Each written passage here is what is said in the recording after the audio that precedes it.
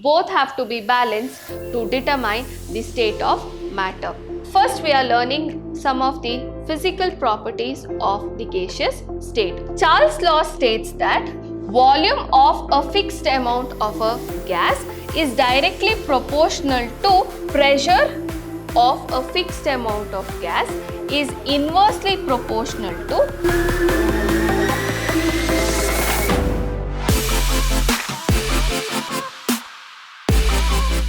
Hello my dear students, welcome back to the second session on the chapter States of Matter. Last class we studied about the factors that determine the state of a substance, that is intermolecular forces we studied in detail, and we learnt about what is thermal energy and how both have to be balanced to determine the state of matter. Correct? So today we learn in detail about gaseous state. Okay. First, we are learning some of the physical properties of the gaseous state or gases. Okay. First one is they are highly compressible.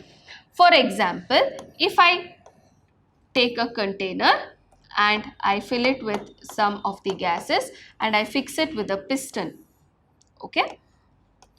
As gas molecules occupy a lot of space or volume, if I press the piston, the pressure will increase and also the gas can be compressed further. That is, the particles come closer to one another, isn't it? So, gases are highly compressible.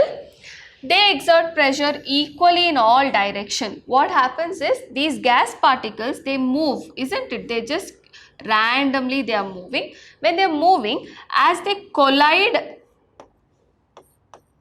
the wall of the container, the pressure becomes more. Okay. So, the gas exerts pressure equally in all directions.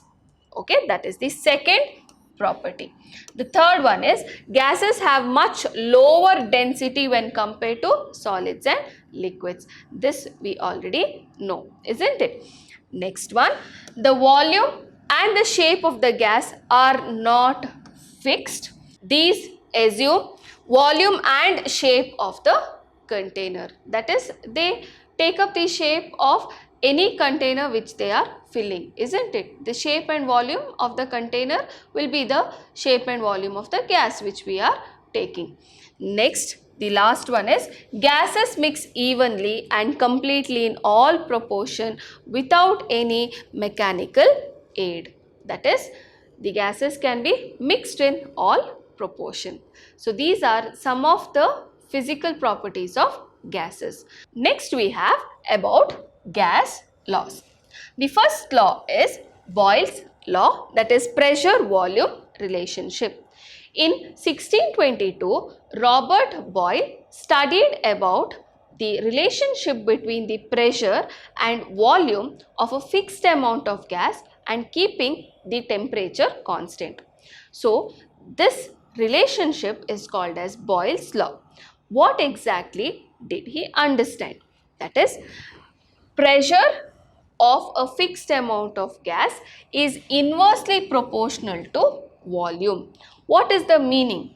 Now, for example, I am considering there is some amount of gas and this is fitted with a piston. Okay. Now, let me take pressure as P1. Okay. Now, when the pressure was increased, okay, the volume decreased. Now, for example, piston was moved still further. Okay. So, pressure was increased and the volume decreased. So, what we are understanding is if the pressure is decreased, pressure is decreasing and the volume will increase. And if pressure is increasing, volume will decrease. So, what happens is they are inversely proportional. When I increase something, the other one is decreasing. When I am decreasing it, the other one is increasing. So, they are called as inversely proportional, and all of this should be done at constant temperature. Okay. So, this is Boyle's law. Further, in the mathematical formula, you can see P is inversely proportional to volume at constant temperature for a fixed amount of gas. So to remove the proportionality, we put a constant called as K. Now I'll rearrange this equation. I will take it onto the other side, it will go to the numerator. I'll get it as PV is equal to constant, that is pressure into volume for a fixed amount of a gas at constant temperature will be a constant. Okay. Now for example, again I'll take a fixed amount of gas, okay, and this is fitted with a piston. Initially let me take the pressure was P1 and the volume was V1. Now I'll increase the pressure. I'll increase the pressure now. Okay, so let the pressure be P2. Okay, final pressure be P2 and the volume be V2. And all of this has to be conducted at constant temperature for a fixed amount of gas. Then the mathematical form. First, initially what I told, the pressure is P1, volume is V1, which is a constant. Let me take this as equation 1. Then I increase the pressure, so P2 and V2 is equal to constant. This is equation 2. Now these both equations I can equate. I can get it as P1 V1 is equal to P2 V2, because P1 V1 also is equal to constant, P2 V2 is also equal to a constant. So I can equate these two equations to get this particular relationship, that is P1 V1 is equal to P2 V2. Now we will see about the graphical representation of Boyle's law. What we have taken here, x-axis we have taken volume, y-axis we have taken pressure. Okay. Now you can see all are at different temperature. First at 200 Kelvin, what happened? You can see here, as the volume was less, this was the pressure. As volume is still less, you can see this is the pressure. Okay. Now pressure is more, volume is less. As pressure went on decreasing, volume also went on increasing. Pressure is still lesser, volume is more. So you can see that they are inversely proportional, isn't it? Lower pressure, higher volume. Higher pressure, lower volume. Correct? So they are inversely proportional. You can see this was first line, like this they have got a graph at 200 Kelvin. Next you can see at a little higher temperature, it is a little above, it is 400 Kelvin. Still higher temperature, it is at 600 Kelvin. This is the line what they have got. If you see the equation, P is equal to K1 by V. This equation is also similar to y is equal to mx. So if I take this as x-axis and if I take this in y-axis, I should get straight lines starting from origin. So pressure was taken in y-axis and 1 by V, okay, that is 1 by volume, was taken in the x-axis, pressure in the y-axis. Then we get straight lines starting from the origin. You can see at lower temperature, this is the line T1, straight line we got. This is at temperature T2 and this line is at temperature T3. As the temperature is increasing, you can see the line is coming towards the y-axis. Okay. So I hope you have understood the graphical representation of Boyle's law. Next we are going to study about the relationship between density and the pressure of the gas using Boyle's law. First thing is density is equal to mass by volume. Now rearranging this, volume is equal to mass by density. So volume I got it as mass by density. This one I am going to put it in the Boyle's law equation. Boyle's law equation is PV is equal to K.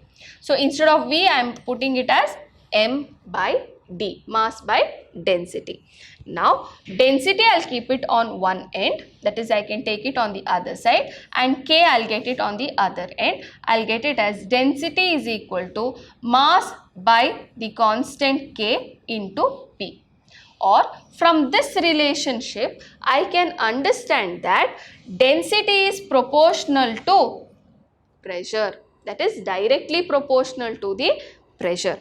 Further, I can also put it as density by pressure as new constant k dash, or I can write the relation as d1 by p1 is equal to d2 by p2, that is density of the gas at pressure p1 and density of the gas at pressure p2. I can relate it this way.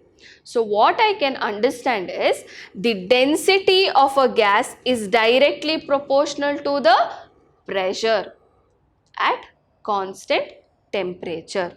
So it shows that at constant temperature, pressure is directly proportional to the density of a fixed mass of a gas. Okay, so this is the relationship between the density and the pressure using Boyle's law.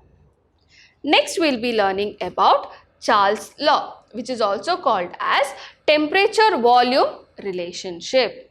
Okay, what does Charles' law state?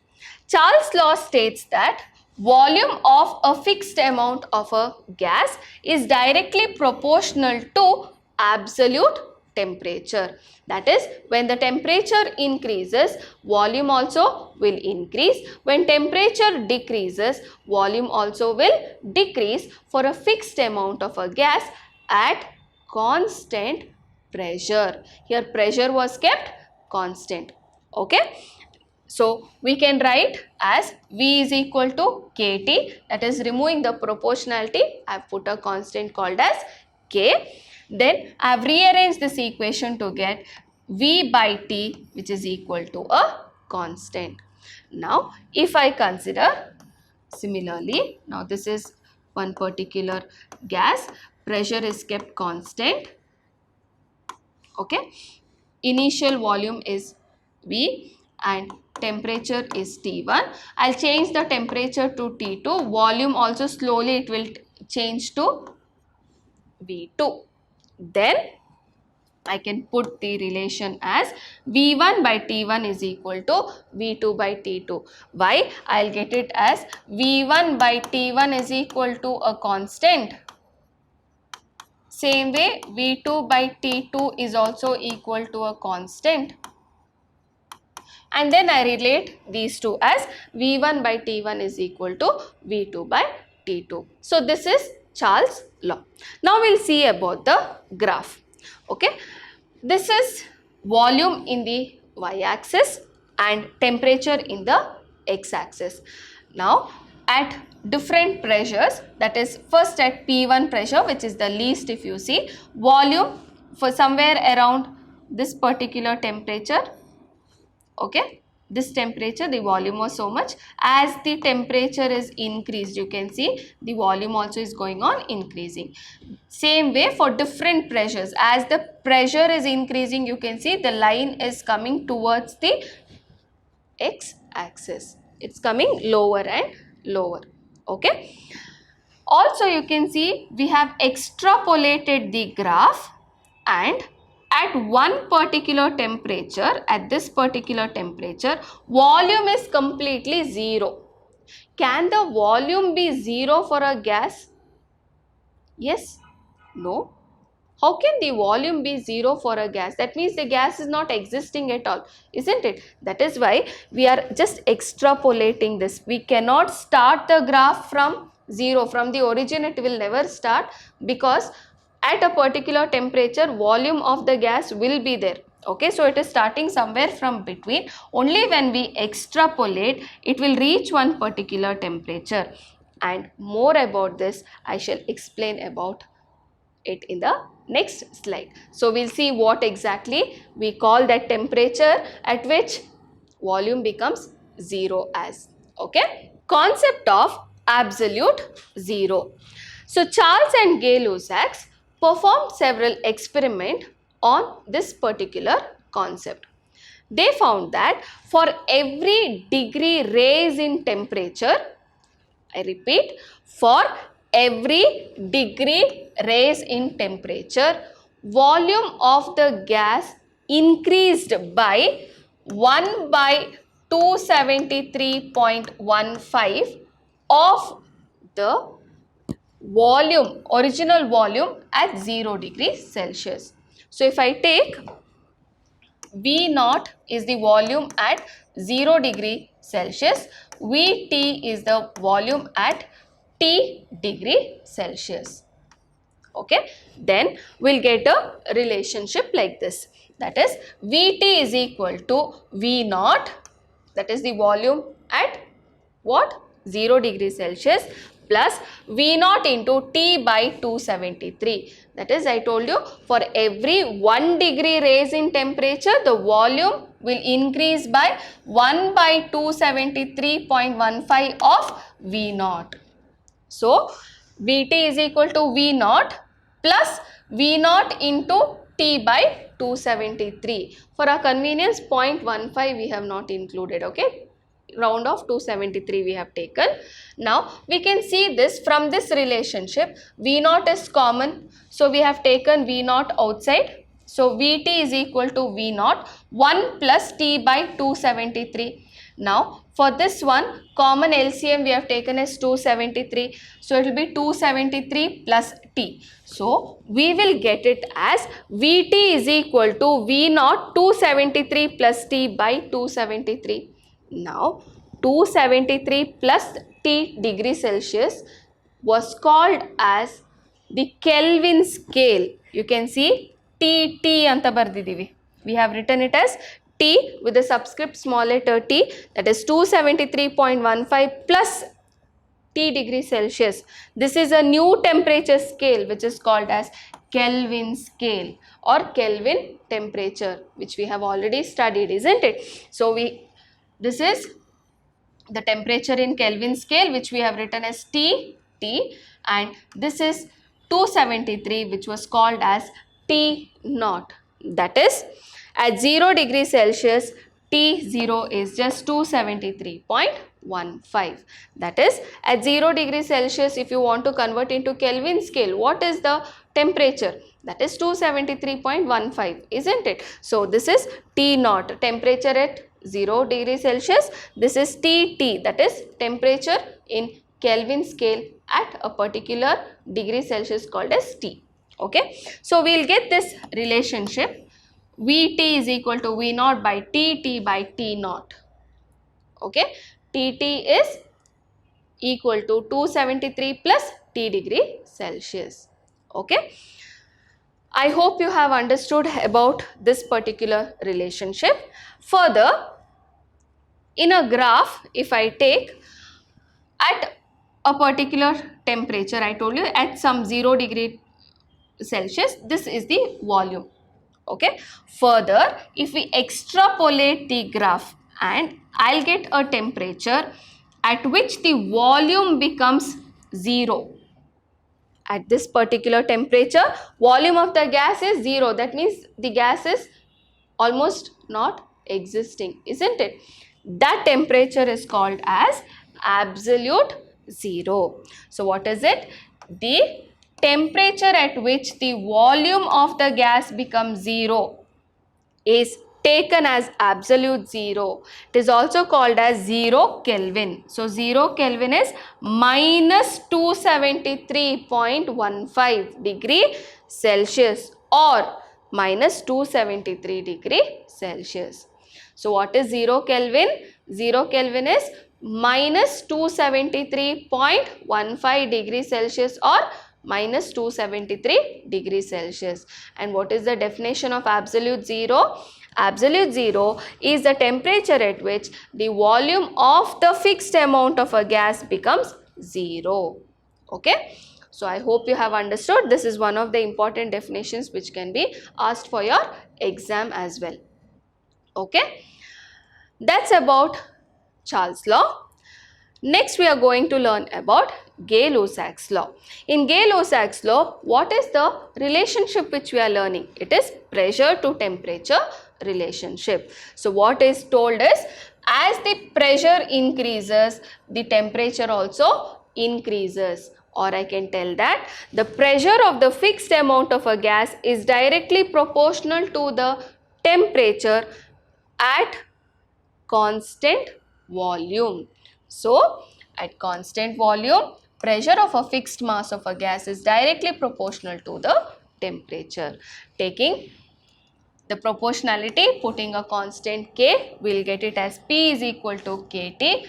Rearranging this equation, I will get it as P by T is equal to a constant. Okay. So, I can consider it this way. So, initially, let the pressure be P1 at temperature T1.